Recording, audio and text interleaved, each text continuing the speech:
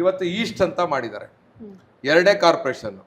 ಆ East is very rich, ಯಾಕಂದ್ರೆ Madevapura ITBT ಇರೋಂಥ ಕಾರ್ಪೊರೇಷನ್, ಅದು ಸಿಕ್ಕಾಬಟ್ಟೆ ದುಡ್ಡು ಬರುತ್ತೆ.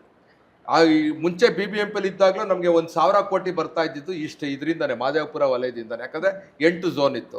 ಆ 8 ಝೋನ್ ಕೆಲಸ ಮಾಡ್ತಾ ಇತ್ತು. ಪ್ರತಿಯೊಂದು ಝೋನ್ಗೂ ಅಲ್ಟಿಮೇಟ್ಲಿ ಒಂದು ಯೂನಿಟ್ ಅಂತ ಹೇಳ್ತಾರಲ್ಲ, ಯಾವ್ದೊಂದು ಯೂನಿಟ್ ನಮ್ಮ ಕಾರ್ಪೊರೇಷನ್ಗೆ ಒಂದು ವಾರ್ಡ್ಗೆ ಒಂದು ಇಂಜಿನಿಯರ್ ಇದ್ದೇ ಇರ್ತಾನೆ.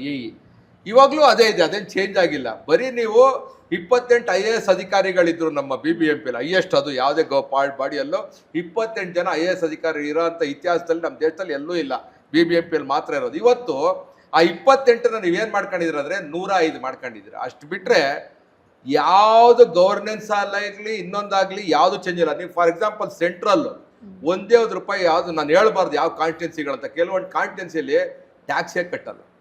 ಹೆಂಗ್ ನಡೆಯುತ್ತೆ ಕಾರ್ಪೊರೇಷನ್? ಅವ್ರಿಗೆ ಸಂಬಳ ಕೊಡೋಕರ ದುಡ್ಡು ಬೇಕಲ್ಲ. ಇದೇ ರೀತಿ ನಾವು ಹೇಳಿದ್ವಿ, ನ್ಯೂ ಡೆಲ್ಲಿ ಕಾರ್ಪೊರೇಷನ್ನ 2 ಭಾಗ ಮಾಡಿದ್ರು, ಮುಂಬೈ ಅವರು 2 ಭಾಗ ಮಾಡಿದ್ರು. ಕೊನೆಗೆ ಆ ಇನ್ನೊಂದು ಕಾರ್ಪೊರೇಷನ್ಗೆ ದಿವಾಳಿ ಆಗೋಯ್ತು. ಕೊನೆಗೆ ತಿರ್ಗಾ 3 ಕಾರ್ಪೊರೇಷನ್ ಮಾಡಿದ್ರು, ಡೆಲ್ಲಿನ 1 ಕಾರ್ಪೊರೇಷನ್ ಮಾಡಿದ್ರು. ಮುಂಬೈನ 2 ನವಿ ಮುಂಬೈ ಕಾರ್ಪೊರೇಷನ್ BMC ಅಂತ ಮಾಡಿದ್ರು, ತಿರ್ಗಾ ಅದನ್ನು ತೆಗೆದಾಕಿ ತಿರ್ಗಾ 1 ಮಾಡಿದ್ರು. It is a failed model. But ಆದ್ರೆ ಇವ್ರು ಬರೀ ಒಂದು ಚುನಾವಣೆ ಮುಂದಕ್ಕೆ ಹಾಕಕ್ಕೆ ಇದನ್ನ ಮಾಡ್ತಾ ಇದಾರೆ ಹೊರತು ಇವ್ರ ಉದ್ದೇಶ ಜನಕ್ಕೆ ಒಳ್ಳೇದು ಮಾಡಬೇಕು, ಜನಪ್ರತಿನಿಧಿಗಳು ಬರಬೇಕು, ಒಳ್ಳೇದಾಗಬೇಕು, ಎಲ್ಲ ಕಾರ್ಯಕರ್ತರು ಬೆಳಿಬೇಕು ಅಂತ ಮನೋಭಾವ ಇವ್ರಿಗಿಲ್ಲ, ಮನಸ್ಥಿತಿನೂ ಇಲ್ಲ.